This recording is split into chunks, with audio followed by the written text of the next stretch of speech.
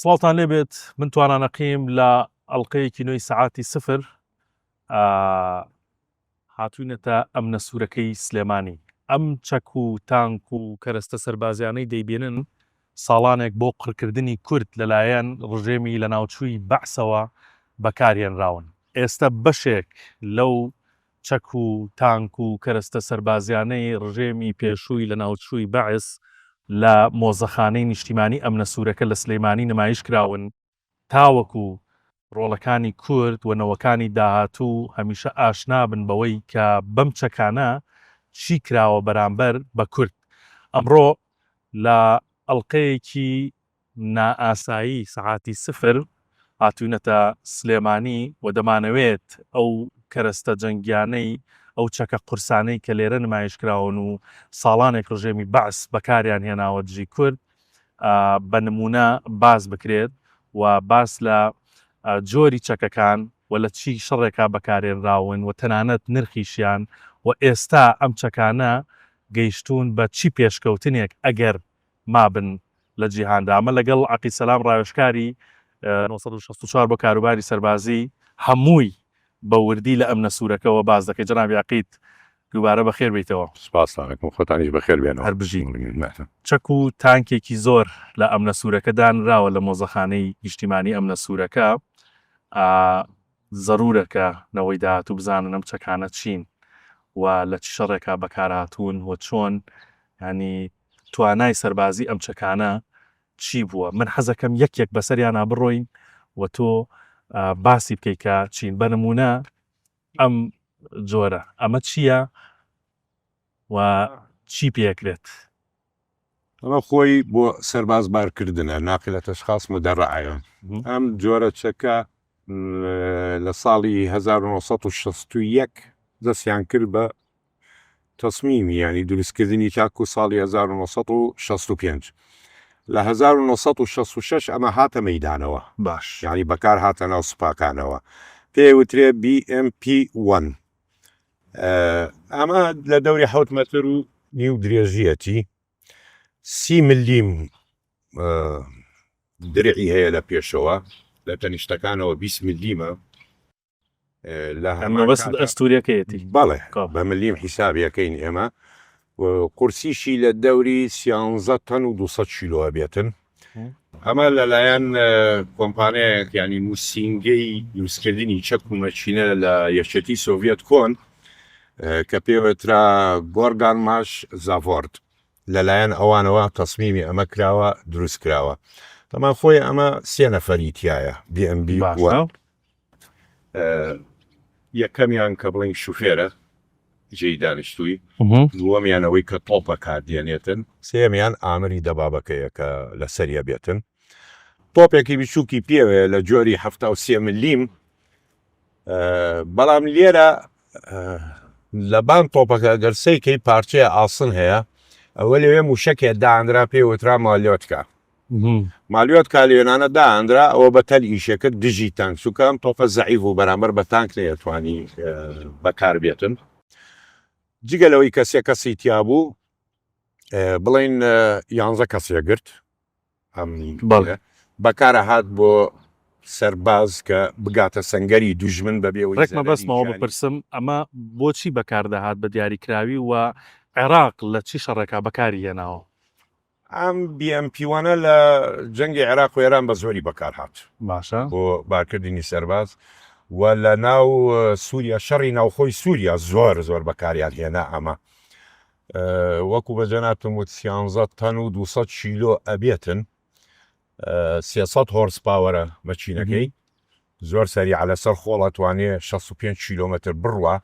و جۆریشی هەیە لە BTR 234 ئەتوانێت سورعەتی بگاتە 125 کیلۆمەتر لەسەر خیلە. باش تامیان دەمان تانچی گازی لە بنەوە ئەبێتن، لە پشتەوە تانچی گازی هەیە، ئەو دەرگایانەی پشتەوە کە دەکرێتەوە تانچی گازە، لەبانەوە قەباغی هەیە مەسەلەن دەرگایە دەکرێتەوە سەرباز دەتوانێت ئەو 11 سەربازە لێنانەوە سەر دەربکەن و شەڕ بکەن. لە لاتەنیش شەوە پێم وابێ دەرگای بچووکە توانی کەلاشنکۆڤ دەربکەی شەڕی پێ بکەیت. تقریبا 3 متر 6 سانتیم پانی کەمترە. بەڵێ ئەم جۆرە بەڵام ئێستا بەکار نایە ینی بڵێ چونکە خاڵی مۆدێلی تازە باسی مواسەفاتەکانی کرد ینی ئەم ناقیلەیەش خاسە خاڵی لاوازی چی بوو؟ خاڵی لاوازی ئەوەیە ئەمە لە پۆڵای ڕەک دروست نەکراوە ئەمە لە ئەلەمنیۆمە ئەلەمنیۆمی پرێسکراوە زەخ دەکرێتن لەوە دروستکراوە بەرگەی تۆپ ناگرێ یانیکی لەو حادسانی کە باسی بکەین لە جەنگی عێراق و ئێران کە سەربازەکانیان پێیبارە کرد ئەم پێشە دەمەکەیان پڕەکرد لە گریس بۆی RPG کاری لێنەکە چونکە RPG کاری لێکە مەچینەکەی لە پێشەوەیە ئەمە لە دواوە نییە ئەمە شۆنی قەپاغی مەچینەکەیەتی لێرە داهاندرێ سەر شوفێر لە دواوە هەبێتن هەروەکو وتم 20,000 دانە لەمە دروستکراوە 20,000 دانە لە جیهانە 20,000 دانە لەمە دروستکراوە دابش کردووە مەسر بە زواری وڵاتانی عربی کڕویەتی ینی عێراق سووریا مەسر ئەم جۆرەیان کڕیوە لە PMP1 بەڵام مۆدێلی تازەتری هەیە ئەو تۆپەی 73 ملیم بووەتە 100 ملیم لە هەمان کاتا لەگەڵ تۆپەکەیە دۆشکەیەکی 30 ملیمی لەگەڵایە لە BMP4 باش ئەوە بەکاری دێنن و لە شەڕی ناوخۆی سووریا بەکارهات PMP و زۆر باش چەکمان زۆر ماوە با بەسەریانە بڕۆین هەمووین بۆ ڕوون بکەیتەوە لە ڕاستیا جنابێتی فەرموو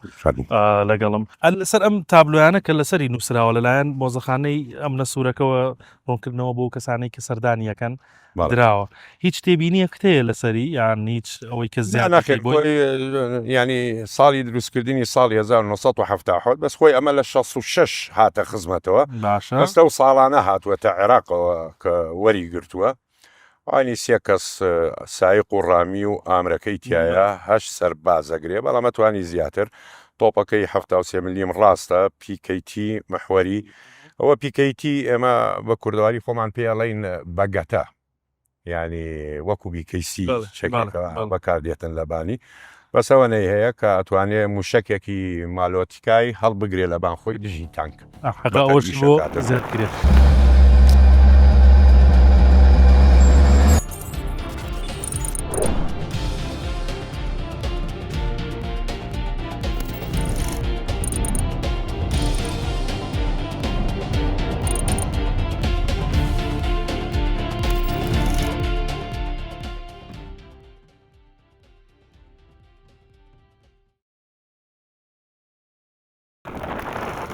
ئەم تانکە یعنی بە ئەوەی لە ناو خۆمانە بەناو بانگە پێڵێن دەبابە زەبەلاحە پێما بێت T52 ئەمە T55 بە وردی باسی ئەمەم بۆ بکەی ئەمە چییە و ئەمە چی پێ ئەکرێت عێراق لە چی شەڕێکا بە دیاریکراوی ئەمەی بەکارێناوە ئەمە خۆی نمونەیەکە لە T54 ئێستا بڵین PTT کە بەکاری دێنی لە تانکە T ینی تایپ باش ژمارەکەی کوای دێتن لە ئەوڵەوە ساڵی دروستکردنی مەسان لە جەنگی جیهانی دووەم T34 هەبوو یەشەتی سۆڤێت T34 تانکێکی باش بوو بەڵام بەرەو ڕووی تایگەری ئەڵمانی نەیەتوانی بوەستێتن T34 ساڵی 1934 دروستکرا لە 1944 T44یان دروست کرد و بەشداری جەنگی جیهانی دووەمی کرد T44 دوای ئەوە لە 1946 T54یان هێنایە مەیدان بەڵام 22,000 تانک لەو جۆرە دروستکرا باش لە 1948 ئەم مۆدێلە هاتە پێشەوە کە پێوترێت T55 ئەمە چی هەیە؟ ئەمە T55 ئەو کاتەکە هاتە مەیدانەوە زۆر پێشکەوتوو بوو ینی ئەمە 37 تانە بێتن قورسی تۆپێکی 100 ملیمی پێوەیە بەکاردێتن زۆر سیستەمی هەیە مەچینەیەکی 12 پستۆنی پێوەیە بە هێزی 580 کۆرس پاوەرە ئەتوانێت 50 کیلۆمەتر تاکو 51 کیلۆمەترت بۆ دەرکات سورعەت لەسەر ڕێگا بەڵام لەگەڵ T34 و ئەوانە گۆڕانکاریەکە چی بوو بورجەکە گەورەکرایەوە لەبەرەوەی تۆ تۆپی 100 ملیمت هەیە ئەم بورجەی سەریمە بەستە باڵێ ئەوەیان گەورەکرایەوە هیچ تانکێ لە جیهانە بەقەدەمە دروست نکراوە T50 ژمارە چەند بووە؟ ژمارە ئەم تانکانە لە نێوان 86,000 تانک تاکو 100,000 تانک دروستکراوە لە جیهانە بۆ نمونە یەکێتی سۆڤێت 27,000 تانک و نیوی لەمە دروست کرد پۆڵۆنیا دەوری 5,000 تانکی دروست کرد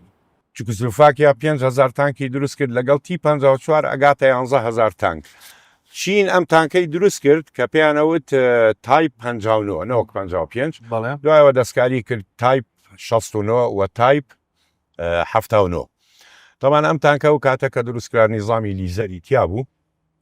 لە جۆری KDT کە توانێت تحدیدی هەدەف بڵاتن بە لیزەر بەڵام ئەم تانکە هەنێ عیبی تریشی هەبوو وڵات دێمە سەر خاڵە لاوازەکانی بەس بەڵێ. عێراق چۆن ئەمەی دەستکەوت عێراق ئەم تانکانەی شتی سۆڤێت کڕی هەر بڵین لە ساڵانی 60ەکانە ئەم تانکەی کڕی لە 1960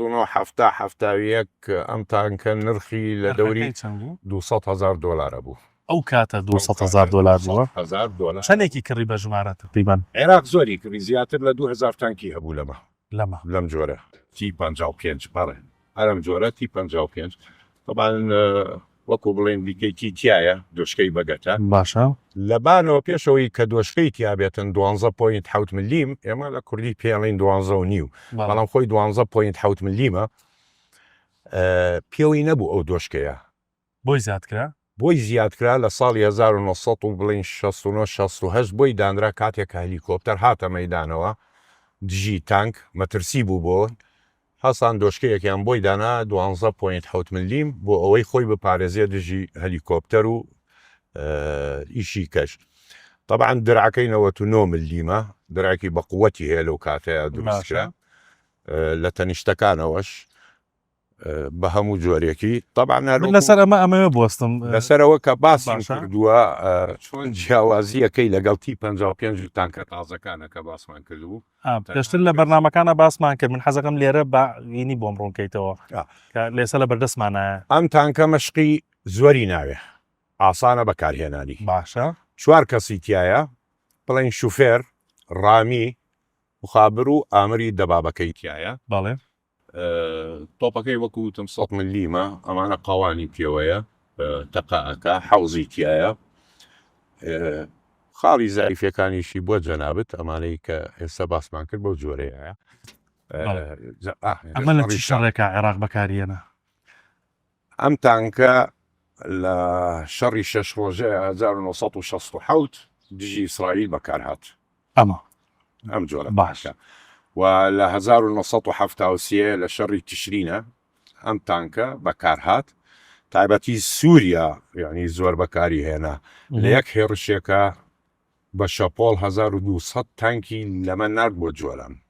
هجومی کرد بەسەری هەرچەنە تانکێکی باش بۆ ئەو زمانە و بە لیزەر ئیشێ کرد و نیزامی حیمایی دژی چەکی کیمیاوی تایە لە جۆری KTD 1 و 2 کە هەست بە تیشکی گاما ئەکاتن یان بە چیمیایە بڵین سیستەمەکە پێڵێن NBC باشە نیکۆلار ینی ئۆتۆمی نیکۆلار بایۆلۆجیکال ئەند کەمیکال سیستم ئەو سیستەمەی تایە هەست بە تیشکی گاما ئەکا بۆ ئەوەی ئەو 4 کەسەی لە ناوی بپارێزیە بەڵام ئەو بۆمبەی کاتەقێتەوە بڵین ئەبێ لە دووری نێزیکە 700 متر بێتن ئەویش بە قووەتی 15 کیلۆتەن بەڵام ئێستاکە دنیا گۆڕا ینی لە دووری 4 کیلۆمترەوە نەوەک 700 کیلۆمتر لە دووری 4 کیلۆمترەوە ئەتوانێت 4,000 متر بەڵێ ئەتوانێت ئەم تانکە بتوێنێتەوە بۆمبەکانی ئێستا بەڵێ زۆر باشە لە شەڕی پێشمەرگا ئەمە بەکارهات دژی کورد ئەم چەکە زۆر بەکارهات زۆر بەکارهات پێشمەرگە بەچی ڕوبەڕوویە بووەوە پێشمەرگە تەنها بە RPG ڕوبەڕووی ئەم تانکە کاری کرد یعنی بڵین کارێگەری چی بوو ئەوەتانێت تو ئەگەر بزانیتن بازێکی ینی RPG لێ بدەیت تەنها کوونێکی بچووکی یەکە شەرت نییە ئەوە ڕای بگرێ RPG بە نمونە با بوو بینەران یعنی ڕوون بێ RPG بدەیت لەم مەسافەی پێشەوە یان بیدەی لەو بورجەی سەرەوە یان بەر لوولەکەی بکەوێ جیاوازیەکی هەیە بۆ بەڵێ جیاوازی هەیە بەر لوولەکەی زەحمەتە بکەوێتن بەڵام بەر بورجەکەی بەڵێ ئەکەوێت بەر پێشی مەسەلەن لێ بدەیت بە هەمان زەرری لێدا هیچی لێ کرد نەخێر چووکە درعەکانی جیاوازە شۆن تاکو شۆن جیاوازی هەیە لەم تانکانەیە شۆنی هەیە زەعیفە شۆنی هەیە بە قووەترە فەرقەکاتن بەڵام بە شێوازێکی ئام ینی تۆ ئەگەر لە تانک لەم جۆرانەتدا لە بن بورجەکەی بدەی ئەها لێنانە بۆی بیتەقێنیتەوە لە پێشەوە بدەی تەنها شوفێرەکە ئاگری پێگا ئەسفێتەوە لە تەنیشتەکانی لە زنجیر یاواتە بینی زنجیر و گیانی لێنانە کە چۆنی تانکی گازی لێنانێ زەربەی لێداوە لەم تانکە باڵێ لێدراوە بەڵێ لێدراوە وەڵێ لێدراوە و سوتاویشە ما تاکو لە جەنگی عێراق و ئێرانە زۆر بەکار هات بڵین لە شەڕی شەربزدە نێزیگەی 120 تانک لەمە بەرامبەر بە تانکی ئێران کەوتەوە بەڵێکی زۆر سەکت بوو و ئەم تانکەش لە کوێت لە 1991 شاری خەفجی سعودیە ئەم تانکە چوەناویەوە 1991 بۆ شاری خەفجی ئەم تانکە چوەناویەوە کە هێزی فرقەی 5 بوو قیادەت قوات محەممەد القاسم بەڵکاتە ئەمە بوو بەڵام شایەوە وەکو داپرسیار لەسەر ئەم تانکە چکە چەکمان زۆر ماوە کە تەوزیحی لەسەر بدەیت ئێستا پێشکەوت و یعنی ئەمە پەرەی پێدرا ئێستا ئەمە هەیە بە مۆدیلێکی تر ئەم جۆرە مۆدیلی تازە زۆر دروستکراوە دوای تی 55 تی 62 دروستکرا باشە لەبەرەوەی تۆپەکەی 100 ملیم بوو بەریتانیا تۆپەکانی مەسەلەن کە هێنا لە جۆری ڕۆیال ئێڵحەوت یان لە تانکی M60 ئەمریکی ئەوانە تۆپەکانی 120 ملیم بوو ئەمە سەتە درعی ئەمەی هەڵاتەکان لەبەرەوە ئەوایە یەکێتی سۆڤێت بیر لەوە بکاتەوە کە ئەمە بگۆڕێبی هێنێتن تی 62 هاتە مەیدانەوە درعی بەقووەتر بوو دوایەوە تی 72 هات دوای تی 72 نسخەی هەیە جۆری هەیە یعنی ئێمی هەیە دوایەوە تی 82 هاتە مەیدانەوە تی 90 ئێس هاتە مەیدانەوە مۆنستەر کۆتاییەکەی تی 14 ئەرماتای رووسیە ئەمە باڵێ هەروەکو باشە لەلایەن نووسنگەی خارکێف زۆر تەمە دروست کراوە لە یەکێتی سۆڤێت زۆر باش دەسەکان خۆش بێ سەرت خۆش بێتن جەنابی عەقید ئەمەش حتمەن هەر تابلۆیەکی ئەوەیە وەسفی تانکەکەیە کە جەناب زۆر بە وردی باست کرد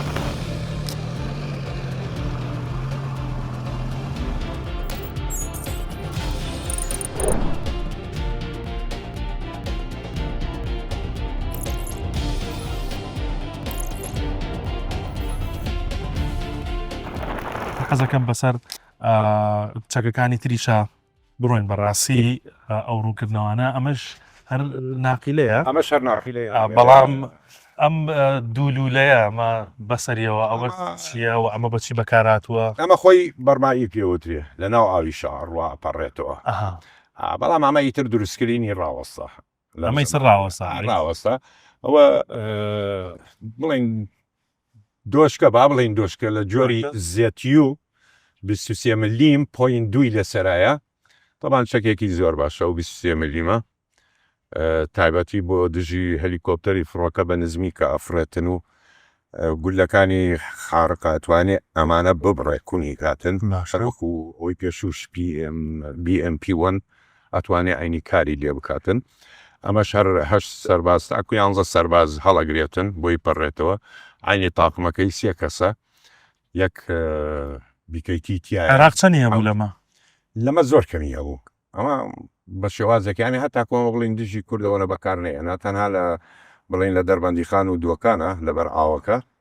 ئەمەی بەکارێنە ئەمانەی هەنێکی هەبوو لێنە پاشە و مواسەفاتت چییە کە ئەمە ئەم پارچە ئاسنە بەناو ئاوا ڕاتچانی بەچی ئەتوانێت حەوزیان بۆی دروست کردووە لێرە تازەکانی مەسەڵەن خەزانی تایە پانکەی تایە شفرەی تایە لە دواوە وەڵانە ئەتوانێت بە ئاوا بڕاتم من نرخی ئەمە چەند بوو ئەمانە نرخی ڕاستی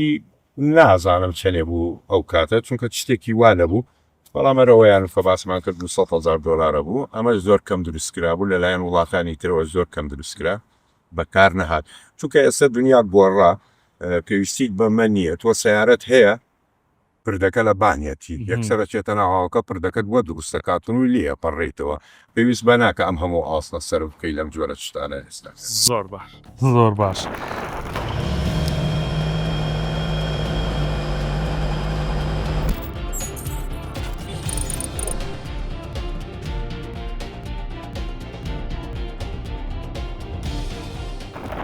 ئەمە شەر ناقیلەیە جەنابێ لە جۆری ئەوەیە هەر لە جۆری ئەوەیە و هەمان ئیشی شەکەوانە هەمان ئیشی شەکاتن و ئەوەی تەکیشی هەمان ئیشە هەمووی ئەمانە ینی ئەمە ناقیلەکانن بە گشتی کە باسمان کرد هەمووی ئەمتیە گشتی بەتر نسخەی هەیە مەسەڵەن تۆ نسخەکانیە بۆڕیت ئەمانە هیچ بۆ جگە لە شەڕکردن و ئەوە بۆ گواستنەوەش بەکارەهات بۆ سەرباز بەس بۆ گواستنەوە بەس بۆ پەڕینەوە و گواستنەوەیە باڵێ بچووکە ئەو تەکەی پێوە نییە وەکو بڵین BMP1 بەڵێ کە تۆپی 73 ملیمی پێوە بێتن و موشکی مالۆتکای پێوە بێتن لەگەڵ پیکەیتیەکی پێوە بێتن کە ئێمە بێڵین بەگەتە ئەمە ئەوانەی پێوە نییە ینی تەنها بۆ نەقڵە تەنها بۆ نەقڵە زۆر باشە ئەمە تانکێکی ترە یعنی قوتمان دەبابەیەکی ترە ئەمە چی جۆرێکە و ئەمە لە چیا بەکاراتوە عێراق چەندانەی لەمە هەبووە ئەم تانکە T62 ئەمە مۆدێلی تازەی تانکی T55 باش لێرە گۆڕانکاری لەم تانکەیە لە چییە بوو لە تۆپەکەیەتی ئەوەیان وەکووتمان 100 ملیم بوو ئەمەیان 115 ئەوەیان T55 خانەی هەیە وەکو کەڵاشنکۆف ینی گولەیە ئەخلێتەوە لە ناوی و دەرەچێ بەڵام ئەم جۆرانە خانەی نەما ناوەکەی لوسە ئەو تۆپەی کە لە ناوی دەرەچێ وەکو موشەکە ئەڕواتن زانیت ئەمە جیاوازێکی ئەمە درعی بەقووەترە هەستەکەم گەورە و زەبەلاحی قورسە وەزنی زیاتر قورسە ینی ئێستاکە ئەوە 37 تەن بوو T55 ئەمە 40 تەنە 40 تەنە ئاینی 580 کۆرس پاوەرە هێزی ئاینی 50 کیلومتر تاکو 51 کیلومترە سورعەتی ئەو تۆپەی پێوەیە ئاینی سیستەمی نیزامی ئەوەی پێوەیە بەڵام ئەم تانکە گران بوو لە چاو ئەوە یعنیوەیان $220,000 1970 کۆوانە ئەمانە ئەگەیشتە $260,000 عێراق چەندێکی هەبوو لەمە ئەمە زۆر کەمی هەبوو لەمە چونکە خۆی هەر دروستکراوەی وەکووتم ئەوەیان نێزیکەی 95,000 تانک بەبانەوە دروستکراوە لە جیهانە ئەمە بە هەموویەوە 22,000 تانک دروستکراوە ئەمە چۆن گەشتە دەستی عێراق و ژماری گەشتە دەستی عێراق عێراق داوایە کرد ئەو کاتە پێویستی پێبوو لەلایەن مەسر و سووریا و عێراقەوە ئەیان ویست لیبیاش هەنێکی لیبیاش بەڵێ وەرگرت 260,000 بەڵام کەمیەتەکەی کەم بوو لە شەڕی پێشمەرگا بەکارێنا بەڵێ بەشداری کردووە ئەم چەکەش بەشداری کردووە دژی پێشمەرگا بەبانەوە خاڵە زعیفەکەی T55مان باس نەکرد کێشەی ئەوەیە ئەم تۆپانە 4 دەرەجە زیاتر دانابەزێتن کە لە بەرزیە بێ ناتوانێتن وەڵا ڕێکمە بەسم بۆ پرسیار بکەم یعنی ئەمە کە لە بەرزیوە بە ئامانجگیرە ئەمە چی پێکرێ بەرامبەر بەخۆی ئەگەر خۆی تانک دایمەن لە شەڕابێ شۆنی بەرزی بگرێتن نابێ لە چاڵا بێت بەڵام کێشەکەی ئەوەیە تۆپەکەی 4 دەرەجە دا ئەبەزێتە خوارەوە ناتوانێت لە هەدەفێ بدا کە لە خۆی هین بێتن بەڵام ئەم کێشەیە لە تانکی تازەیە هەمووی حەل بوو سیستەمی هایدرۆلیک کەواتە یعنی کە ناتوانێت بۆ نمونە ئەگەر لە بەرزیەوەمە هەدەف لەمە بگیرێ ناتوانێت زۆر بەرگەی لە خۆی بکە چۆن ئەمەیان دەپاراست لە کاتی شەڕدا بۆ نمونە ئەمە خۆی یەک تانک ناچێتە پێشەوە بەتەنیا بەردەوام تۆ کەتیبەیە کاڵی کەتیبەت دەبابا فێ کاتوە لە کۆمەڵێت تانک کە بەیەکەوە شەڕەکاتن بەڵام لە شەرتی ئەساسە تۆ بێ لە تانکە پێشەمو شتێ دەبابێ دوو دەبابێت و تانکێتە بێ بەرزی بگرێتن بەرزی بگرێت ماڵێ ئەبێ بیگرێتن زۆر ئەمە بەلوولەکەیەوەی 9 مەتر درێژە بێتن بە کامەڵی نێزیکەی 450 کیلومتر بە تانکی گازەکەەوەی ئەڕوە بە سرعەتی 50 کیلومتر لە سەعاتێکە باشە بە دەناچمە ئاینی دۆشکەیە 12.7 ملیمی لەسەرا بوو لەگەڵ بەگەتەیەەکە ڤێرژنی تازەی چییە ئەمە ڤێرژنی تازە ئاخر مۆدیلی تی تەمان پیتی تی وەکووتم تایپ بەڵام لە هەمان کاتە تی بە مانای ترەکتەرە دێت لە ڕووسی ڤێرژنی تازەکەی ئاخر مۆدیلی تی 14 ئەرماتایە ئەوەی کە دروستکراوە بەڵام ئێستا نرخی گەیشتۆتە چەند توال لە چاو ئەوەی کە مەسەرەن باسی ئەمەد کرد $260,000 بوو ئەو سەردەما تانکەکان نرخی ئاخر تانک نرخی گەیشتۆتە 8.5 ملیۆن $8 ملیۆن وەکو کەی دوی بلاک پانفەری کۆری وابزانم ژمارەیەکی زیاتریشی لێ بەرهەمەیان ڕێ بەڵێ تۆ ئەگەر برامز بڵێ مێرکافای ئیسرائیلی بڵێ چاڵنجەری بەریتانی بڵێ ئەمانە نرخیان هەمووی لە $5 ملیۆن بەرەو سەرەوەی نەما بەڵام ئێستا زۆر وڵات بیر لەوە کاتەوە یەکێ لەوانە بەریتانیایە کەوازی لێبێنێتن بەسایی موسەیارات و بەڵێ دژی تانک ئەم چەکانی کە ئێستا تازە دروستکراوە بەڵام ئەمریکا واز ناهێنێ ئەمریکا هەر تانکێکی هەبێ بە PTT دەست پێ بکاتن یعنی ئەوە تێستە تاقیکەیە بەڵام کە PTT گۆڕا بووە ئێم ئەوە لە خزمەتایە کاردێت بۆ نمونە M60 M48 M1A1 برامز ینی بە TTMەوە هەمووی دەست هەمووی لە خزمەتایە وانە لە خزمەتایە بەس هەر تانکی ئەمریکی بینی بە تی دەست پێ بکاتن ئەوە تێستە لەژێر تاقیکردنەوەیە ئێستا کە ئەمریکا واز لە تانک ناهێنە چونکە پێویستیە ینی چەکێکی مەترسیدارە بەڕاستی تانک 2 ملیار و 900 ملیۆن دۆلاری تەرخان کردووە بۆی ئبرامز M1 A1 A2 بکاتە A3 ئێستاکە خەریکی ئەوەیە دروستیکە کە بتوانێت خۆی بپارێزێتن لە بڵین موسەیەرات و ئەو چەکانە حساس و استشعارات و ئەوانەی زۆرتیایەوە کۆمانە نییە کۆنە کە پێوی نەبوو لەو کاتەیە زۆر باشە کاک سەلام هەر لەسەر T62 قسەکەم زانم لەلایەن کێوە دروستکرام تانکە لەلایەن کێوە بەرەمێنرا بۆ یەکەم جار لە ساڵانی شەسەکانە لەلایەن نووسنگەی ئۆرال ڤاگنزاڤۆدەوە دروستکرا و دامەزرا هەروەکوتمیانی 22,000 دانەی لێ دروستکرالەوە زیاتر نەبوو نرخی گران بوو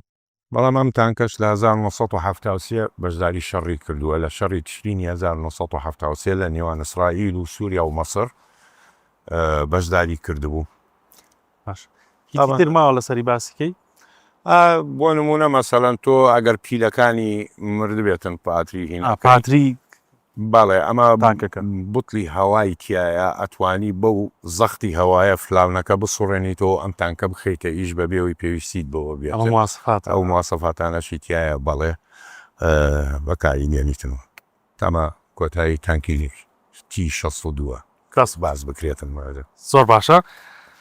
تانکەکانمان تەواو کرد هێشتا هەر زۆر یعنی چەک و ئۆتۆمبیلی سەربازی ترماوە کە باسیکەین بەڵام یەکشت لێرە لە ئەم مۆزەخانەی ئەم نەسوورەکە سەرنجی ڕاکێشام کاک سەلام ئەم بۆمبانە بوو ئەمە چی جۆرێکە مە چۆن بەکارێنراوە بە چی بەکارێنرێ مۆمبی نەپاڵم بەکارە هاتە و کاتەیە ئەمانە ئەنزیلاقیە ینی فڕۆکە فرێداتە خوارە و ئیتر بەرەو هەدەف چونکە بڵین مەچینی پێوە نییە پاڵی بنێتن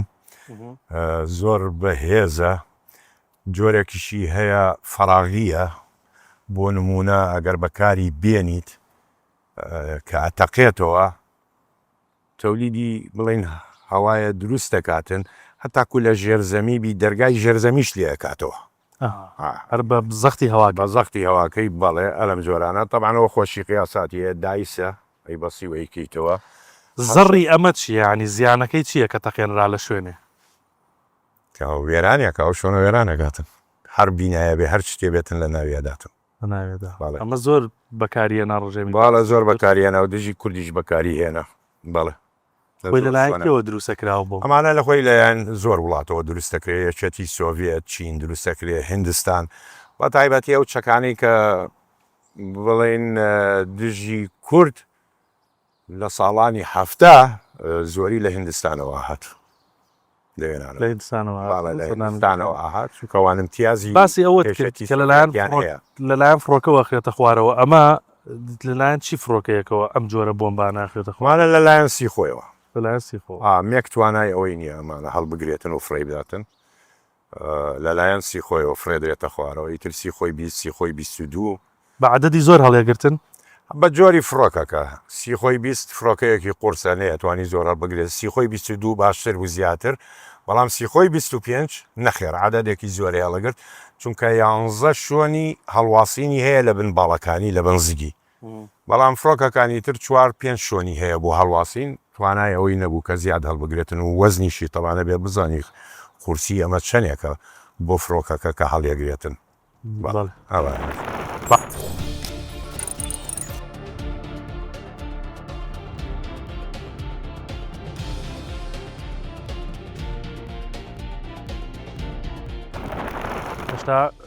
ماومانە بەردەوامە بین ئەچینە سەر ئەو ئۆتۆمبیل و تۆپ هاوێژەکان و ئەو هاوەنانەی کە بەکارێنراون لە شەڕدژی پێشمەرگە و سوپای عێراقی هەیبووە و ئێستا بکەیشتون بەچی قۆناغی باڵێ انشاءڵ کاک سەلامێکێک لەو بۆمبانەی کە لە مۆزەخانەیە نەسوورەکە نمایش کراوە بۆمبی عنخودی بۆمبی هێشووی کە بۆمبێکی زۆر مەترسیدارە و باستەوە کرێ پارچەی لێ بێتەوە دواترە تەقێتەوە ئەمە بەکارێنراوە لەلایەن ڕژێمی پێشووی عێراقەوە حەزەکەم باسێکی ئەو بۆمبم بۆکەی مەترسیەکەی چییە ئەمە چۆن بەکارێنراوە بەڵێ ئەم بۆمبە بەکار هاتووە لەلایەن ڕژێمی باس ئەمە بۆمبەکەی بەڵێ ئەمە جۆرەکەیەتی باشە ئەمە وەکو حاویەیەکە ئیتر لە ناوی بۆم ڕیسکراوە کاتێکە نێزیک زەویە بێتەوە بۆی هەیە هەنێکی لە ئاسمانە تەقێتەوە ئەو بۆمبانەی ناوی بڵاوە کاتەوە تەمان خۆی ئەمە قەدەغەیە لە جیهانە محەڕەمە دووەلیەن بەڵام وڵاتان بەکاری دێنن ینی حەزبی بەعزدژی کورد بەکاری هێنەوە لە جەنگی عێراق و ئێران بەکاراتوە ئێستاکەش لە جەنگی رووسیا و ئۆکرانیا بەکاردێنێن رووسیا بەکارێنەوە هەردوو لە هەردوولا ئۆکرانیاش بەکاری هێنا و رووسیاش بەکاری هێنا بەڵام ئێستاکە ئەم جۆرە نەمانی خۆتەزانی چەک پێشکەوتووە ساڵانە تکنۆلۆژیا پێشەکەوێ ئێستا جۆرێکی هەیە کە ئەکەوێتە شەر نییە لە ئاینی دەقەیە بتەقێتەوە ئەمان لە ساڵی 1990 ئەمریکاش بەکاری هێنا دژی عێراق لە فڕۆکەخانەکان بۆی شەلیان بکەنە جوولێنەوە ئەمانی ئێستاکەتیایەتی حەساسی حراری تایە کە لە عەرزەکەوێ بڵاوە بێتەوە ناتەقێتەوە مەبەست پارچەیەکێتی یان هەموو گول ئەهینەوە بۆمبەکەیە بۆمبەکەی لە ناوی کە بڵاوە بێتەوە لە عەرزەکەوێتن حەساسی تایە حراری گەرما هەست بە تۆ ئەکاتن بە مرۆڤ کاتێککە ڕەتەبی ئەگەر لێ کەوت بێتن یەکسەر بەرزە بێتەوە ئەتەقێتەوە سەرتا واتە ئەو ناوچەیە بڵین کە سەرباز لە سەنگەر وانەیە بێ ئەمە بڕێژێتن تەواو کۆتایی پێدێ حرەکەت پێ ناکرێتن بەم بۆمبە بەڵێ بەمە وڵا حەزەکەم لەسەری بۆستم ینی ئەمە عێراق ڕژێمی سەدام حوسێن چۆن بەکاریێنا لەکوێ بەکاریێنا دژی کورد بە ڕێژەیەکی زۆر بەکاریێنا بەکاریهێنا بەڵێ لە شەڕە زۆر بەکاریهێنا لە دەوروبەری هەڵەبجەش بەکاری هێنا لە دۆڵی بالیسانە بەکاری هێنا لە چۆمان حاجی ئۆمەران ئەمە هەر لەلایەن فڕۆکەوە فرێدرێتە خوارەوە باڵێ عینی ئنزیلاقیە یعنی بەبێ ئەوەی تەوجی هەیە بێ ڕێک فرەیدەی بۆ شوێنێ تەنها ئەگەر ببینی مەسەرەن لەوەیە وەکو پانکە و خڕێکی پێوێ ئەوە مەڕوەحیە خوولێنێتەوە ئیترە تا کۆگاتە ئەو شوێنەی کە فڕۆکەوان بە مەزانی خۆی بە قیاسی خۆی فرێدا کەوێتەوێت تەقێتەوە بەڵام ئێستا تازەکانی بڵین وەکو بۆمبی فاب 3000 و 5000 هەر بەو جۆرە بوو کە ئەکەوتە خوارەوە بەڵام ئێستا نەخێر باڵیان بۆی دانا و مەشینە بچووکیان بۆی دانا لە دواوە تاکو دووری 150 کیلومتر ڕوا ینی ئەو فڕۆکەیە لە دووری 150 کیلومترەوە فرەیەدا لە مۆدێلە تازانە بە زۆری خۆی 34 رووسی بەکاری دێنێت هەڵێگرێتن بەڵێ هەڵێگرێت زۆر باش دەستەکان خۆش با بەردەوام بین لەسەر باسەکەمان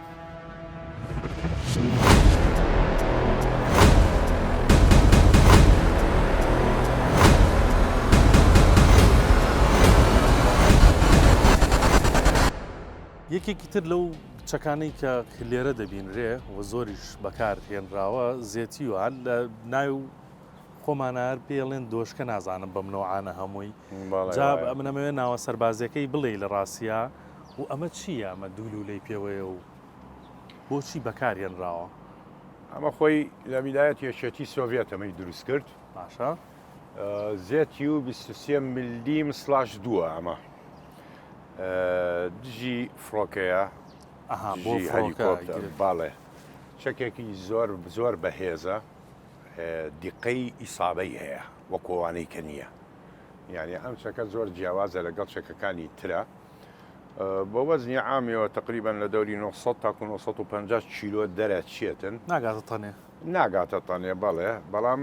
چەکێ زۆر باشە فڕۆکە خاتە خوارەوە بەڵێ ئەمە هەر فڕۆکەیەکی شەگەر جەنگیش بێ لە نزمی بفرێ ئەم چەکەی بۆ بەکاردێنیتن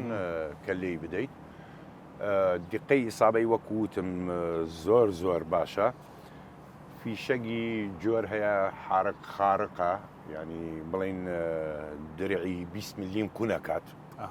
باڵێ وەکو کە باسیمان کرد BMP1 بەکاردێتن گولەکانیشین فیلاقە ئەتەقێتەوە مەدای تەسیری ئەم چەکە لە کیلۆمەترێک و نیوایە کە بەکاری کیلۆمەتر و نیو. بە کیلۆمەترێک و یەک نیو کەسی لەسەر بێ بەڵێ دوو کەسی لەسرە بێتن دوو کەس هەن. بەڵێ دوو کەسی لەسرە بێتن بە زۆری شەکەکە یەکێکیانەی خولێنێتەوە ئەوەی تریان بە دەوری ئاسوڕێتەوە ئەمانە جێی سنووقی فیشەکەکانیەتی باشە لەم بەرەوە دانەیە لەم بەرەوەش دانەیە کە بۆی باشە بۆ دوو لولەیە سەدێن یعنی ئەبینی چوار لولەییمان هەیە باسی ئەوە شەکەین بەس ئەم دوو لولەیە هەردوو فیشەکە کە بەجارێتەکە تەقێنێ بۆ یەک ئاراستە ڕۆن یا مۆدای نێوانیان هەیە بەڵێ بۆ یەک ئاراستە ئەڕۆن بۆ هەدف باش بەڵەوا دروست کراوە کە بۆ یەک ئاراستە ئەیکە دایان لە هەدەفەکە لە یەک شوێنە دەنیان مەودای بۆی نێوان هەیە جیاوازی بێتن چونکە تۆ تیار نەفادت هەیە هەواکە گەرم و سار دەبێتن فیشەکەکە کە دەرەچێتن ئەو فیشەگانەی دوایان شەرت نییە لە عینی نوختە بداتن بەڵام بۆیە چەند سانتیمێ لەم لە جیابێتەوە کە لی بداتن عێراق زۆری هەبوو لەمە بەڵێ زۆری هەبوو لە زێتی و هەتاکو کە باسیمان کرد هەنێکی لەبان مدەڕعی ئەمتی دایان نابوو بۆ خۆی ئەوەی شوێنی کوێ بەڕاستی ئەمە ئەمە یەشەتی سۆڤێت دروستی کردووە لە شەستەکان ئەمانە دروست نا کراوە مەبەستم لە بەرەی شەڕا لەکوێ داهانرێ لە دواوە داهاندرێ لە مقاومەی تائیرات پێڵێن بەرگری ئاسمانی تاو چکە ئەو فڕۆکانەی کە نەوی دێنیان هەلیکۆپتەر ئەم چەکانە بەکاردێنن دژی ئەوانە چەکێ زۆر زۆر فعالە 2500 خۆی مەدای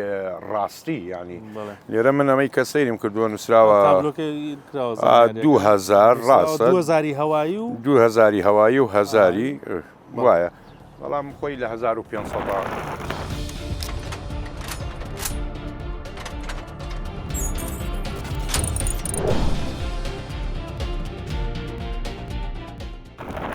ئەمە سەرنجی ڕاکێشام کاک سەلام ئەمە چی ئەمەیان چوار لولەی پێوەیە ئەمە چی پێ ئەکرێ و ناوی چییە هەر هەمان شتا ئێمە لە کووردا هەر پێڵین دۆشکە پێڵین دیمترۆف باش ئەم چەکە لە کۆتایی ئاینی شەستەکانە دروست کرا چەکێکی زۆر باشە ئاینی بۆ مقاومەی تائیرات بەکاردێتن بۆ درع بەکاردێتن بەس خۆی ناوەڕاستەکەی کە لێرە نووسراوە ینی ئەمە زێت پیوە زێت پی زێت پی ئەوە زێتیوە ئەمە زێت پی یووە ئەمە 4.5 4.5 میلیمە باشە هەر ناسراوە لە ناو کوردیشە بە دیمترۆف 4.5 دوو کەس لەبانی داعشێتن یان یەک کەس بە جۆری ئیشیان چییە بێ سوڕان و سوڕان بە دەوری خۆیان بەرزی و نزمی ئەمە بەدەستیش بەدەستە خولێتەوە بەڵام وەکو سیکلێتەری سیارەیە وەکو برێکوانە بە پاتەقاکەی لێدەی اینجا دوولولەیشی هەیە تاکیشی هەیە بەڵام ئەم چواریە یەشەتی سۆڤێت کردێبان تی 55 یعنی بورجی تی 55 لادا بورجە زەخمی بۆ دروست کرد گەورەتر لە بانی بوو لە پشتەوەش ڕادارێکی بۆ دانا تانکی تی 55 تی 55 ڕادارێکشی بۆ دانا لە پشتەوە ڕادارەکەشی بەرزە بێتەوە و ئەتوانێت داشی گرێت کە تۆ بارانە بێ بۆی بەرنەکەوێتن لێ بدرێ ئەو چەکە پێیانەوت شێلگا کە لەبان تانگ بوو پێیانەوت شێلگا بوو طبعا ئەمە بەچی ڕایانە کێشە بە سیارە ڕایە کێشی بەس بە سیارە ڕایە کێشی بەڵێ بە دوای خۆتە فیشەکەکەی بڵین 3000 ڕوا بەڵام چەکێ زۆر ئاسانە عملیە یعنی بەکارهێنانی ئاسانەکردنەوەی سیانەی باشکردنی ئاسانە سەنووقەکانی بە جۆری شریتەکەی 15 پارچە دە فیشەک 75 دانەی تێ ئەبێتن سەنووقی ئەتوانی ڕاکێشانیشی تەلە سیمێکە ڕایەکێشی فیشەگە چێتە بەریەوە بەکاری دێن هەمان پرسیاری ئەوەی زەتیوەکە ئەوە شەربەپا مەبەستم یعنی چوار لولەی هەیە هەر چوار فیشەکە بەجارێ دەن لە یەک شوێنیان بەڵێ بۆ یەک شوێنە ڕوە بۆ یەک شوێن ئەڕوا بەس مەبەستم پێکانی هەدەفەکەیە هیچ بە مەتر بە 2 مەتر بە 3 مەتر هیچ ئەگەر بڵین بەڵێ چونکە ئەگەر بڵین تاکەکەی باز بکەین لە بینی فیشەگ و فیشەگێ مەترێکە بێتن بەڵام ئەمە بە یەکەوە بەستراوەتەوە وا بزانە یەک دانەیە تەقاکە زانیت ینی بۆ چونکە ئەمە بە قیاسی خۆی کە دروست کراوە تایبەتی لە ناو شێڵگایە کە بە ڕادار ئیشەکاتن ئەم فیشەگانە بۆ یەک شۆنە ڕوە بۆ یەک شۆنە ڕوە هەیە لە بینیانە سانتیم مەسەلەن بڵاوە ئەبێتەوە بەس بە مەتر ئاسانی دەسەکەوت بەڵێ لە یەشێتی سۆڤێت بە زۆری نرخیان چۆن بوو مەسەلەن ئەمانە ڕێنخی بە تەواوەتی ڕاستی بێتن نازانم ئەم چەکانە چونکە چەکی قورس نییە بڵێ ئەمانەی زۆریش بەکارە هێنراتن لە عێراقا و بەکاریانە زۆر باشە.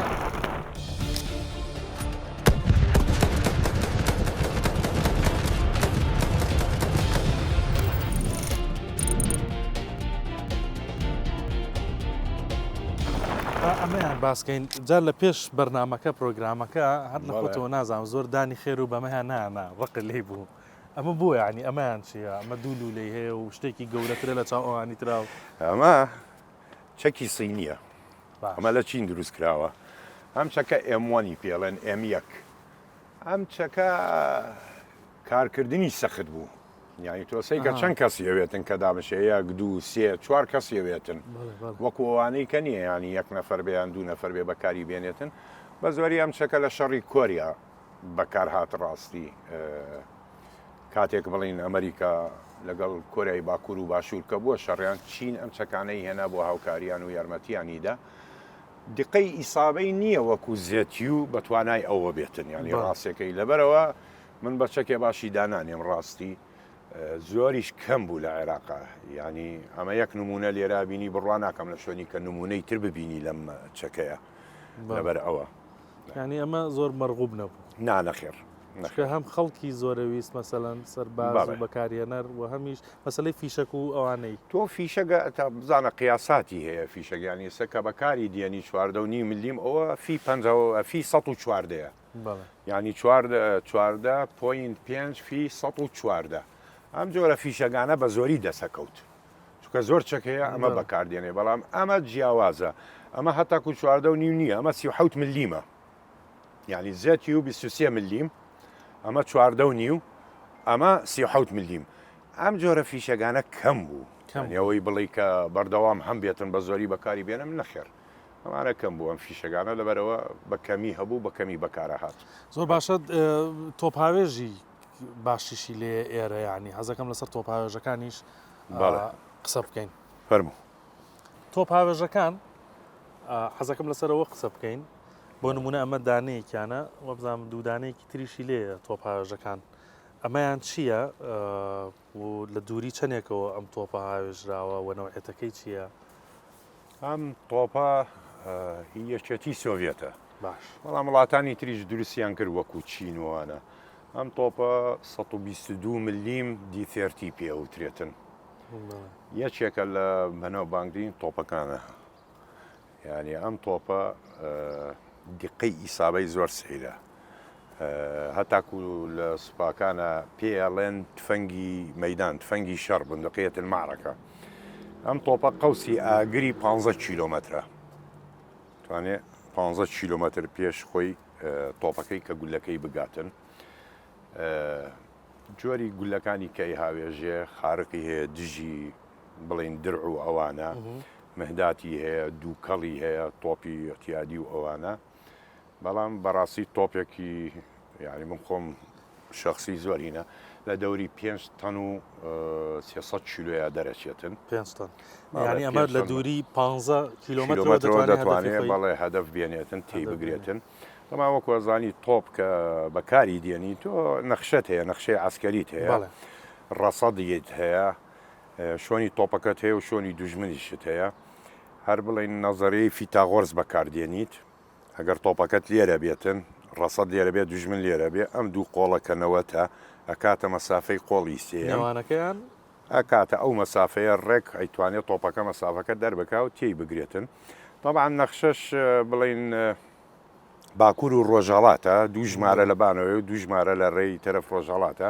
1 مەتر مربع لەسەر نەخشەکە کە دەرەکەی ئەکاتە کیلۆمەتر لەسەر خەریتە اینجا ئەفسەری تۆپی باش ئەو کیلۆمەترا کاتە 100 ئەکاتەدا ئەتوانەبی کاتە 1 مەتری بەکارهێنەری تۆپەکەش دەوری هەیە داوری هەیە زیرەکی ئەو ئەفسەرە مواسەفاتی تۆپەکەتەوە بەڵام ئەفسەرەکەش دەوری هەیە کە بتوانێت کە تۆ تۆپی یەکەم بڵین بەمە تێگری بەتەریەت هەیە بەتەریە لێک تۆپ نییە مەجموعەیە تۆپە سێدانە بەیەکەوە تۆپی یەکەم کە تێگری ئەگەر هەڵەت کرد هەدەفت نهێنا تۆپی دووەم بەکاردێنی بەڵام ئەم تۆپی کە بەکاری تێنە ناتوانانی بەکاری بێنیتەوە چونکە لە کاتی لەرزینی و هینی ئەم پایانەیە چێتە بن عەرزەوە بن خۆڵەوە گەر بە سانتیمیش بڕوە ئەتیجات لەبەرەوە چیتە سەر تۆپی دووەم هەدەف ڕاستەکەیتەوە نەتێنا لە سێم لە 100 هەدەفی خۆت دێنێتن عێراق زۆری هەبوو لە باڵێ ئەمانەی زۆر هەبوو تۆپ دی30 زۆر هەبوو لە شەڕی عێراق بەکاری زۆر بەکار هات لە شەڕی عێراق وێرانە دژی کوردی شەم جۆرە تۆپە بەکار هات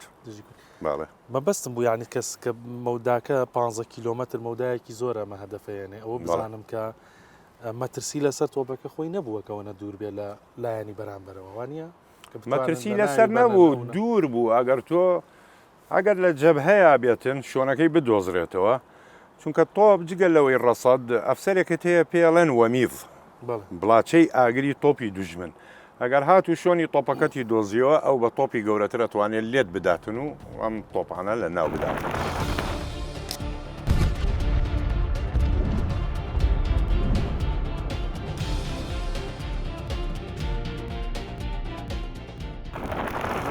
نازانم لولەکەی گەورەتر ئەمە حەجمی گەورەترە ئێستاکە بەڵێ ئەگەر سەیری بکەی ئەم تۆپانە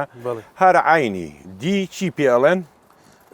دی20 پێڵێن 152 ملیمیشە 152 ملیمە گەورەترە لولەکەی ئەوە 122 ئەمە 152 155شی هەیە بەڵام بزانم ئەمە زۆرترە ڕوات ئەی تەبان مەدای زیاترە زیاترە ڕواتن زیاتر لە 70 کیلۆمەترە ڕواتن ئەمە ئەوەیان کە باسمان کرد 15 کیلۆمەتر ئەمەیان زیاترە ڕوا گولەکەی گەورەترە تەسیری زیاترە بەسەر وەکوتم من ئەوەیان هەڵە بژێرم چونکە ئەوەیان دقەی سابەی ئەتوانی ئاسانترە بەکارهێنانی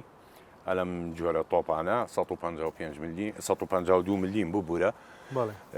هەر وەکوتم 155 175 بەس عێراق لە ئەوڵە زۆری ئەم جۆرە تۆپانە بوو تاکو ئەوانەی کە بڵین لە کاتی جەنگی عێراق و ئێرانە 175 ملیمی نەمساوی بۆ هات ئەوانە لە نێوان 45 تاکو 47 کیلۆمەتر گولەکەی ڕاتن تۆپی نەمسایی هەر بەناوبانگ هەر گولەکانیشی گرانە ینی تۆ گولەی ئەم تۆپە لەگەڵ گولەی ئەو تۆپەیە جیاوازیە لە نرخەکانی نەمساوی گولەکەی زۆر گران بوو زۆر گران بوو لەمە یان لەوەیان کە ئێستا باسمان کرد مەسەڵەن کە بەر شوێنێکەکەوێ زەرەر و زیانەکەی چیە بێ لەسەر جۆری گولەکە ئەوەسێتن یعنی پارچەکانی ئێستاکە بۆ نمونە ئەگەر بڵێ بتەقێتەوە بۆ 1500 پارچەی لێ پەیدا بێ بەس لایمەن تۆپ کە ئەتەقێ لە پێشەوە ئەدا پارچەی زیاتر بۆ پێشەوە ڕواجگەلەوەی کە بۆ دواوە دێتن زیاتر بەو شێوازە بێتن طبعا ئسنادی مەشات هێڕشکردن پێشەوەی هێڕش بکەی ئەبێ ئەو ناوچەیە تۆپباران بکەی دوژمن بخەیتە سنگەرەوە نەتوانێت زیان بەو پیادەی کە ئەچێتە پێشەوە پێی بگەێنێتن بە بەتەریاتی تۆپ بەکاری دێنیتن زۆر باشەیەکی تریانە ئەمە لولەکەی درێژتر ئەمە درێژترە زیاترە ڕاتن وا بێ 27,000 ینی 27 کیلۆمەتر ڕوا بەڵێ جیاوازیە پێتم و تاکو 47 کیلۆمەتر تۆپە نەمساویەکە ئەڕاتن بەم شێوازە بەس تۆپی باشە ینی ناڵم خراپە بەس هەرەگەر بگەڕێیتەوە من دیسێرتێکە ئەوە هەڵە بژێرم 122 ملیمەکە بەکارهێنانی ئاسانتر و باشترە یەکشت ماوە کە باسیکەین کاک سەلام ئەم ئۆتۆمبیلانەیە ئەم ئۆتۆمبیلانە جەناب تەزانی یعنی کورد یادگاری زۆر ناخۆشی لەگەڵ ئەمانە هەیە بە بەردەوام لەبەر باس و لەبەر چاو بووە بە تایبەت لە پرۆسی ئەنفالە هەرچەندە خۆی ئەمە ئۆتۆمبیلێکی گواستنەوەی سەربازیە بەڵام کە خەڵکیشی پێ گوازراوەتەوە و لە پرۆسی ئەنفالە ئەو خەڵکانەی گوندەکانی هەرێمی کوردستان کە گوازراونەتەوە بەشێکی زۆری بەم ئۆتۆمبیلانە گوازراونەتەوە بۆیە یادگاری زۆر ناخۆشی کورد لەگەڵم ئۆتۆمبیلانە هەیە ناوەکەی لە ناو خەڵکە کاک سەلام هەر بە زیل بەسوازام ناوی تریشی هەیە ئەهێنرێت حەزەکەم بڵێم ئەمە بۆ ئەوەنە بەناوبانگ بوو وازام عێراق ژمارەیەکی زۆر لە ئۆتۆمبیلانشی هەبوو ناوی ئیڤایە ئیڤایە زیاتر بۆ گواستنەوەی سەرباز بەکارە زیاتر بۆ گوازنەوەی سەرباز و فیشەگ و تەقەمەنی و ئەو جۆرە شتانەی بەکارەهێنا هەر وەکو جەنابەت فەرمووت لاپەڕەیەکی ڕەشی هەیە چونکە ئام سیارانە 182,000 کوردی ئەنفال کرد کە بردیانە نەگرەت سەلمان و منتیقی عرعار و ئەوانە ئیڤا سیارەیەکی ئەڵمانیە لە دوای جەنگی جیهانی دووەم کە ئەڵمانیا دابەش کرا دیواری بەرلینیان دانا بەرلینیان کردە دوو کەرتەوە ڕۆژە ئەوە و ڕۆژ هەڵات ناوەکەی ئەڵمانیە زۆر کەس وازانێت کە بەناو ئیڤە براونەوەیە دەستگیرانەکەی هتلەر بەڵام نەخێر خۆی بەناو ئیڤە براونەوە نییە کۆمپانیایەکی ئەڵمانیە هی ڕۆژهەڵات ناوەکەی بە ئەڵمانی زۆر درێژە ڕاستی ناتوانم لە بەریکەم ئەڵمانیش نازانم بەڵام پێک هاتووە ڕێنگ بێ لە شانزەکردن زۆر ماشەڵا بەس ئەڵمانی زەحمەتە ئینگلیزی وانم پێ بڵێ بڵێ یەکەم پیتی وشەکە بە PTI دەست پێەکە وشەی دووەم پیتی یەکەم و دووەمی بە FA دەست پێەکە لەبەرەوە کورتکراوەی ئەو کۆمپانیایە ئیڤا عێراق طبعا ئەمە دوو جۆر مۆدیێلی هەیە W50 L60 هەیە کە عێراق هێنای لە 1970 هاتە عێراقەوە ئەم سیارەیە 1970 یەکەم وەجبەی ئەم ئیڤایانە هاتە عێراقەوە عێراق ئیڤا ژمارەی زۆری هەبوو عێراق 22,200 سیاری کڕی لەم ئیڤایە لەمە 22,200 سیارەی ئیڤای کڕی لە جۆری W50 L60 ئەم کۆمپانیە لە 1990 تا بڵین دیواری بێرلین کە نەما ئەڵمانیا بۆ یەک ڕۆژهەڵات و ڕۆژئاوان نەما کۆمپانیاکە دوای 2 مانگ دایخست لەبەرەوەی کڕیاری نەبوو عێراقیش بۆ ڕێژە زۆرە کڕی باڵێکڕی بەڵام سیارەیەکی بەقوتە بۆ ئاگاداری دەبڵەکسلە 4 سلندرە ئەوە بە ئاسانی 20 سەربازت بۆ خۆت هەڵەگرت لە پشتەوە لە پێشەوە 2 کورسی تایە چونکە ناوەڕاست مەچینەکەیەتی پێڵەن قەمبورە جێ نییە ینی 2 کەس لە پێشەوە دابنشێ هاتترە و سیارێ وەکو بەزان ئەپتموت لاپەڕێ ڕەشیە ڕێکی ڕەشە لە مێژووی بەڵام سیارێکی بەقوتە یعنی دەبڵەکسل لە شاخوانێ بەڵێ هەرچەندێ خەڵکاڵێ ئەمە برێکی نامان نازانام چی تۆ بەدەست سەربازەوە خزمەتی ناکە بۆ نمونە لە شەڕی ماوەتە چیای ویلانە چیای ئەحمەد ڕوومی سەربازەکان چیان نەکرد شوفێرەکان ئەچوون بە مووس خایشی تاگرت مەچینەکەیانە بڕی تاکو ئاخیری کە گازی بۆ شێلا ئەپسا ئەیوت سیارەکە تێکش و ناتوانم فیشێک بۆی نەڕوە بۆی پێش نەکەوێت ئەم ترسەشیانە ئەو ترسەشیان هەبوو زۆریشی ئەچوو بڕغوی گاردنەکەی شلە کردەوە کە تەکانی پێدا بڵین بە تەناشی پێتەکانی پێدا گاردنەکەیە کەوت ئەوی سەیدی عەتڵەت زۆریشیان لە ناوچوو لەلایەن پێشمەرگەوە باڵێ پێشمەرگام سیارانەی گرت و پێی سوڕایەوە و ورەی دێهات و ئەوانەی بەرز کردەوە و تایبەتی بەڕتل دەرەچوو نەیانەوێرا بڵین لە هەشتاکانە لە کەرکوب کە بەرەو تەقتەق دەرەچوو ئەبواە هەمووی سەعات دوی نیوە ڕۆکۆ ببێتەوە نەتەتوانی دەربشی بە شیوە سوورا بڕۆی 6 سیارە کۆ بووە بێکەوە کەوتە ڕێگا دەرەوە دوایەوە ڕێگا ژیرە کەس نێرە هەر سیارەیە بە تەنیا لە کوردستانە بڕۆیشتایە لێ ئەدرا بڵین ڤیددیۆی کۆن هەیە هی پێشمەرگە کە تەسویری کردووە لە ئیڤادا لە ناوچەی بێکوفە و باتوفە لە باکووری کوردستانی خۆمان ئەلێوێنانە لە شیوە سوور لێ ئەدرێتن تایبەتی لە منتیقەی سنگاو لێوێنانە زۆر لێ ئەدرا زۆریشی سووتە بەڵام زۆر بوو لە عێراق 72,000 سیارە هاتە عێراقەوە زۆر زۆر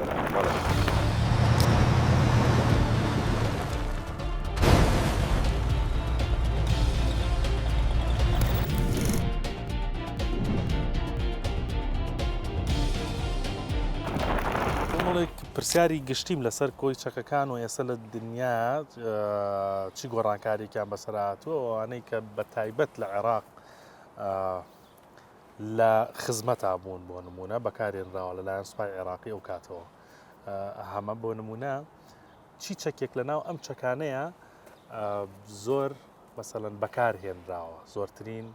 کاری کردووە لە ناو سوپایە لە ناو سوپای عێراق سەرنج ڕاکێشترینیان بوو کامەیان بوو بڵێن بە نسبەتی سیارەوە تا دیارە ئیڤا بووە تۆپی دیفێرتی زۆر بەکارهاتووە لە عێراقەوە و ئێستا شەر بەردەوامە لە هەرێمی کوردستانی شالێرە خۆمان هەمانە لە کوردستان دیفێرتی زیەتی و ماوە ئێستش بەکاردێ ئەو چەکە تەمەنی ماوە ناڕوە جارێ ئەو چەکە ئێستا بڕۆ بۆ 10 ساڵی کەش ئەو چەکە زیاتر بەکاردێتن ئێستاکە لە شەڕی ئۆکرانیا بەکاردێتن رووسیا و ئۆکرانیا ئەوە کۆتایی پێنایەتن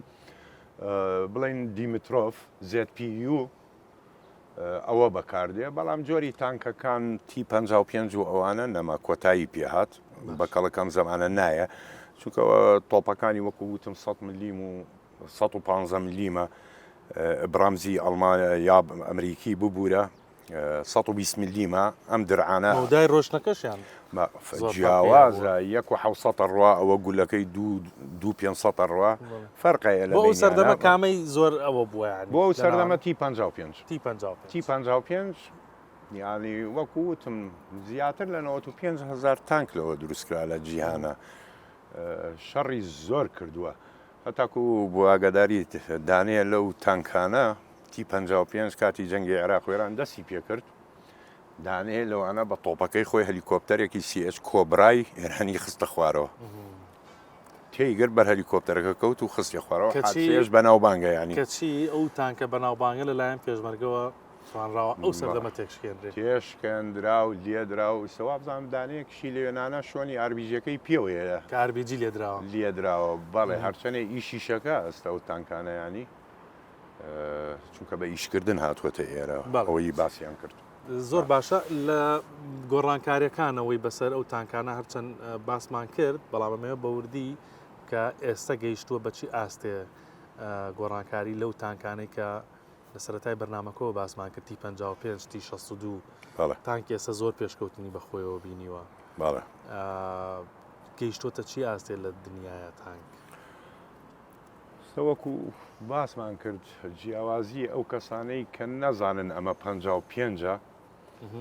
تەنها سەیری ویلەکانی بکەی ینی 5 ویلی پێوەیە 5 ویلی پێوەیە باڵە 5 پێوەیە لە تی 72 بەبانەوە 6 ویلە بەوە جیاوازیەکە ئەگەر لە شکل نایناسیتەوە لە برج و تۆپەکەی بەوە ئەیدۆزیتەوە کە 6 ویلە بەڵام لە لیوباردی ئەڵمانی لیوبارد دوو حوتەکەی حوت ویلە لە تانکی کۆریایی باشوور ئاینی لە کەیت و بلاک پانفەر ئەویش هەروەهایە وەکو باسم کردستە ئەم تانکە ناتوانێت 4 دەرەجە زیاتر تۆپەکەی تێبگرێ لە بەرزیە بەڵام بیتە پلاک پانفەری کۆری سیستەمی هایدرۆلیکی تیایەتوانێت پشتی خۆی بەرز کاتەوە پێشی خۆی دابگرێ و لە ئاینی شۆن کە وەستاوە لە بەرزی پێی بگرێ و لە هەمان کات دەتوانێت عکسیکە پشتی خۆی دابگرێ و سەری بەرزکا بە سیستەمێکی هایدرۆلیکی دروستکراوە ئەو تانکانە نرخیان گرانە لە نزیکەی 8 ملیۆن و نیو دۆلارە یەکێ لە وڵاتانەی کە ئێوە واز دەتانک بێنێ وەکوتم بەریتانیایە چونکە موسەیەرات و ئەوانە تو 8 ملیۆن دلار ئەستوێنی بە 20,000 دلار زۆر جیاوازیە لەبەرەوە ئەمریکا برامز M1A3 دروست دەکاتن استشعار و حساسات و دژی موسەیەرات و ئەوانە خۆیان پارێزیێتن چاڵنجەری بەریتانیش تانکێ زۆر باشە بڵین لیۆبارد جیومان لەگەڵ تایپ 99 ئەی چین ئەو تانکانە ئەم گۆڕانکارانە بەسەرات ئەمە گۆڕانکاری تۆپی دەی جیهانە ئەم تانکانە ئێستاکات کەواتە یعنی باسی ئەو چەک و تانکانەمان کرد کە ئێستا لێرە بوونی هەیە حەزەکەم بەهێزترینی دیاری بکەیت کە ئەو کاتە لە شەڕابووەوە ئێستا و گۆڕانکارانی کە بەسەر جۆری تانک و ئەم چەکانە داهاتووە چییە بە ئەوش باسکی کاکسەلام باسی هەموو ئەم چەک و تانکانەمان کرد کە لێرە بوونی هەیە کامەی پڕکاریگەریترین بووە لە سەردەمی خۆیدا کامەوە چەکانە بەنسبەتیەوە تانک 55 زیاترین کاریگەریە بوو بۆ بەکارە هات لە شەڕەکانە تایبەتی بڵێن لە عێراق و سووریا و مەسر ئەو تانکە زۆر بەشداری کردووە زۆریش بووە ینی بڵێن ئامودی فەقەری وڵاتان بووە ئەوە زۆر بەشداری شەڕەکەی کردووە ئیتر لە جۆری ئەو دۆشکانی کە باسیمان کرد لەگەڵ تۆپی دیفێرتی ئەمانە بوون بە نسبەتی تی 62 کەم بوو نسبەتەکەی ینی زۆری 55 بوو بەکارە هات لەو کاتەیە کۆن ژماری تانکەکانی عێراق لەو سەردەما زۆر بوون زۆر بوون لە کۆتایی عێراق بووە ساحێبی نێزیک 4800 تانک لە هەموو جۆرێکی لە هەموو جۆرێکی 4800 تانکی هەبووە عێراق ئەمە هەمووی لە خزمەتی شابوون شەڕی پێکردوون شەڕی پێکردو بوو باڵێ باشە وڵاتان چۆن بەرگریانە کرد مەسەرەن ئەوەی کە عێراق لەگەڵیان شەڕی کردو بەم ژمارە تانکە زۆرە چۆن ڕوبەڕووی ئەم تانکانە بوونەتەوە یعنی سە بڵێن عێراق مەسەن لەگەر شەڕی کردو بێتن بەرامبەر بە ئێران 6 ساڵی شەڕ ئێران موشکی تاوی هەبوو تاوەن یەکەکەی هەبوو ئەو کاتە موشکێ بوو ئەیتوانی ئەم تانکانە لە ناودا بیشکێنێتن ئەوان ئەو موشکانیان بەکارەیەن ئەو زەرەرێکی زۆری گەیان بە تانکەکانی عێراقا جگەلەوە ئەوان تانکیشیان هەبوو لە جۆری M60 جفتنیان هەبوو M60 باتۆنیان هەبوو ئەو تانکانە درعی ئەو تانکانە و تۆپەکان لەمە بەهێزتر بوو لە T55 بەهێزتر بوو تۆپەکانی ئەوان 120 ملیم بوو ئەمە وەکو باسمان کرد 100 ملیم بوو ئەیتوانی درعی ئەمە هەڵ بتەکێنێ و تێکش بیشکێنێتن ڕایگرێتن لە ئیش باسی تانکێکی ترکە لە شەڕی ئێران عێراقا یعنی عێراق زۆر بەکاریەناوە T72 تایبەتمەندی ئەوە چی بوو تانکە؟ طبعاً T72 لە T62 هەرزانتریشە بۆ ئاگاداریت بەڵام T72 لە جاتیەوەی 4 کەسی تیابێ 3 کەسی تیا بوو تێڵێن تەلقیم ذاتی ینی گولەکە خۆی ئۆتۆماتیکەی خستە ناو تۆپەکەەوە ئەیتەقان قەوانی پێوەنە بوو حەشوە بوو کە بەکاری هێنا تانکێکی زۆر بەهێز بوو بەتوانا بوو نیزامی لیزەری جیاواز بوو لەگەڵ 55 و 62 خۆی مەسافەکانی ئەدا پێ دووری و ئەوانە بە چەندێکە جگەلەوە بڵین جیهازی موازنەی تیا بوو ینی تۆپەکە گەر تانکەکە بە هەموو سوراتی بڕۆیشتایە تۆپەکە سابت بوو لەسەر هەدەفە ئەیتوانی لە نیشانەکە بداوە هەمان کاتە ئەیتوانی قفڵ کاتە سەری ئەگەر شوفێر سوڕایە بەڕاستە تۆپەکە حەقی نییە هەرمێنێ لەسەرەوە شۆنی کە ئێوێ لی بداتن ئەو جیاوازیانەی هەبوو ینی لەگەڵ T55 و 62 ئەو جیاوازیانەی هەبوو باڵێ ئەو T72 بە ڕۆیشتنەوە بە هەموو سورعاتی ئەتوانێت تەقە بکە بەڵام T55 کاتێکە ئەوێت تەقە بکە بێ ڕابوەستێ ئەی مەسلەیەکی تر هەیە لەسەر خۆپارێزی ئەو تانکانە لە کاتی شەڕا مەسلەی دووکەڵی سپی و نازانم ئەمانە باسەکەی ئەوە چۆنە وردەکاریە تانک کە خۆیە پارێزیە دایمەن لە شەڕا ئەبێ سەنگەرێ بۆ خۆی بگرێتن ئەگەر لە شوێنێکی کراوەش بێتن یەکسەر دووکەڵێ سپی بە زۆری بڵاوە کاتەوە بە شەرتێ بزر بێ لە پشتیەوە نەتوانێت دوژمنی بەرامبەر بیبینێتن و لی بداتن ئەوەی بەکارە هێنا لەگەڵ خۆیە پاراست لەوانە بەڵام تانکە تازەکان جیاوازترن ینی نیزامێتریان هەیە بۆ ئەوە ئەتوانێت گولەی ئاربیجی مەسەڵەن لە دووری مەترونیوە 2 مەتر بتەقێنێتەوە نیزامی تازە هەیە دژی بەعزە موشکێ وەکو ڕێدە ئارۆ و میتس و تا و کۆرنێت و ئەوانە منزوماتیش تۆڕای پێڵێن ئەتوانێت تەشویش بکاتە سەر و چەکانە ئێستاکە وەکو باسم کرد ئەمریکا هەوڵەوە داتن لە ئەیسەکەی ینی برامز M1 ئەیسەکە هەوڵەدا کە ئەو تانکە بپارێزیێتن چکە یەکێ لە وڵاتانەیە بڕیارەکە هەر بەردەوام بێ لە تانک دروستکردن تانک سەرچیە لە شەڕا پێویستیت پێیەتی زۆر باشە یعنی لە سەرەتا باسی تانکارمان کرد بەس پێم وابێ ئەوە کۆمەڵێک چەک بەسەر تانکەوەیە ئەندێجار خۆت جەنابەت ئاماژەت پێ کرد بەڵام بەکارهێنانی چەکەکان ینی بۆ کەسیە ینی شخص بکاتە سەرباز بە تەنیا بکاتە ئامانج یان ئەوانە چۆن لێکدانەوەی بۆ خۆی جۆری گولەی هەیە جۆری گولەکە جۆری گولەکەی 4 جۆر هەڵەگرێتن هەیە لە شوۆنی ڕقیەداتن وەکو بڵین سەب چمۆنتۆی ڕق یان بەرامبەر بە تانکیان بەرامبەر نەفەر هەیە دووکەڵ فرێداتن ئەو گولانە بەکاردێنێتن بەڵام لە T72 قەوانی نییە وەکو 55 و ئەوانە تەنها حەشوەیە وەکو ئاربیجیە تە بە دوورێکی هەیە ئۆتۆماتیک دەرگا ئەکرێتەوە فرێداتە دەرەوە و داخرێتەوە ئیشکردنی ئاسانترە هەر لە سەردەمی شەڕی ئێران عێراقا باس لەوە کرا کە عێراق کۆمەڵێ تانکی بەریتانی و ئەمریکی دەستکەوتووە ئەمە چۆن بووە؟ تۆ لە هەر شەڕێکە سوپایەک هەیە هەرشکێتەوە یانیەوە نییە ئەم تانکانە لە جەنگی عێراق و ئێرانە دەستکەوت کاتێک کە سوپای ئێرانە شکایەوە لە ناوچەیەەکە تانکی بەجێمە عێراق دەستی خستە سەری و ئەیهێنایەوە بۆ خۆی و هەروەها ئەوانیش لە عێراقیان بردووە و T72یان دەستکەوتووە و 55 و بە شەرتی هەتاکو هەلیکۆپتەرێکی جۆری مێڵ 24یان دەستکەوت بردیانە سەر لە مۆزەخانە لە ئێراندانرەوە بە ئاڵای عێراقەوە ئەو هەلیکۆپتەرە لە عێراق برا زۆر باشە لە بابەتی هەر تانکە ینی ئەو هەموو تانکە هەبووە عێراق زیانی زۆر کرد یعنی تانکی زۆر کردی بوو جەنابەت ئاماژ کرد بزانام سەر و 4000 تانکی زیاتر بوو تەنیا لە شەڕی ئێران عێراقا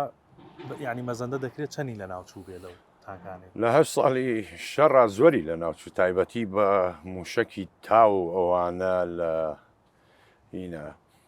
بڵین لە ساڵانی یەکەمان نزیکەی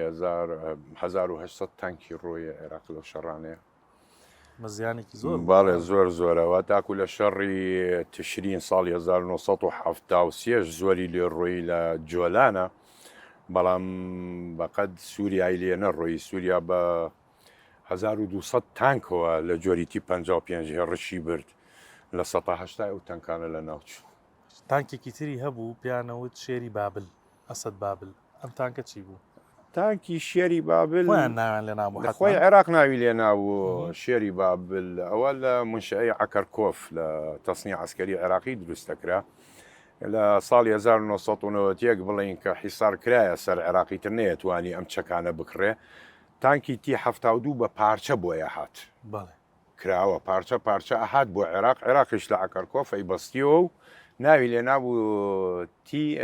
بڵین تی 72کە ناوی لێ نابوو شێری بابل. هەرتی 72کە بوو، پارچەکانە هات خۆی ئەیبەستیەوە، ناوی لێ نابووەوە. ویستی بورجەکەی دروستکە، بەڵام فەشەلی هێنا بەدەست عێراقەوە نەیتوانی. زۆر شت هەیە مەسەڵەن فەشەلی هێنا بەدەست عێراقەوە، هەتاکو لە ناو درۆپتانکی فڕۆکە و ئەوانە یانویست درستی بکەن. هەنێکی سەری گرت و هەنێکی فەشەلی هێنا نەیانتوانی درستی. زۆر باشە لە ناو خەڵکا یعنی وا باوە من مەسەڵەن لە فیلمە ڕەنگە بینرابێ کە تانکێ دەکرێتە هەدەف زنجیرەکەی دەبردرێ، ئیتر ئەو تانکە کەڵکی نامێنێ. هەر بەڕاستی تانکە زنجیری بڕا ئیتر چیەکە ینی تانکە توانایشی ئەمێنێ کۆتایی پێدێ ناتوانێت بڕوە، کە زنجیری پچرا پسا ئیترتەوە کۆتایی پێدێ ناتوانێت بڕواتن. بەڵام لە هەموو شەڕێکە کە تانکە چیە کەتیبە دەبێتن لیوای مدەڕع بێتن بچێتە پێشەوە، لە پشتەوە لەگەڵ دایمەن شتێکەیە پێڵێن ئینقاذ، هاوکاری یارمەتی ئەمانە. ئەوە شەردووەری تانکی تی 55، بەڵام لە جاتیەوەی تۆپ و برجی پێوە بێتن وەکو کرێنی سیارەیە. یەکسەر لە ناو شەڕەکەی دێ ئەی بەسێ لە دواوە و ڕایکێشێتەوە، تانکەکانی تر بەردەوا من لە شەڕ ئەم تانکە ڕاکێشنە دواوە بۆ بە چاکردنەوەی بەجێی ناهێڵن. ئەگەر لێش بدرێ بستێتن بتوانن هەر بەجێی ناهێڵن هەرێک کشێنەوەی هێنەوە بۆ مەعمەل. بەڵام ئەگەر شەڕەکە سەخت بۆوانە و ناوچەیان گرە و تانکە تەواو ڕۆی کەوتە دەستژمنەوە. ئاهای لێ دێت بەو شێوازەیە. زۆر باشە. یعنی وەکو دواپرسیار لەم سەردەمی درۆن و یعنی ئەوەی ئەو کەرەستە سەربازیانەی کە تەکنەلۆژیات بە تەواوەتی دەستی پێگەیشتووە، ئێستا جەناب تزانی شەڕ بۆ بە شەڕی درۆن، شەڕی ئاسمانی. درۆن چی کاریگەریە کاتە سەر تانک چۆن خۆیە پارێزێ بەرامبەر ئەم درۆنانە ئەگەر ئێستا شەڕ ڕوو بدات؟ سەوەکو شەڕی رووسیا و ئۆکرانیا ینی تانک زۆر زەرەرێکی زۆری پێگەی، هەتا کولیوباردی ئەڵمانی ینی تی 90 رووسی 90 ئێسەکەی مۆنستەریشی سوتا بەسای درۆنەوە. تۆ تەسەور بکە ینی ئەگەر تانک بڵین با لە 5 ملیۆن دۆلارەوە بەرەوبانەوە بێ، تۆ بە درۆنێ ئیسوێنی بای 20,000 دۆلارە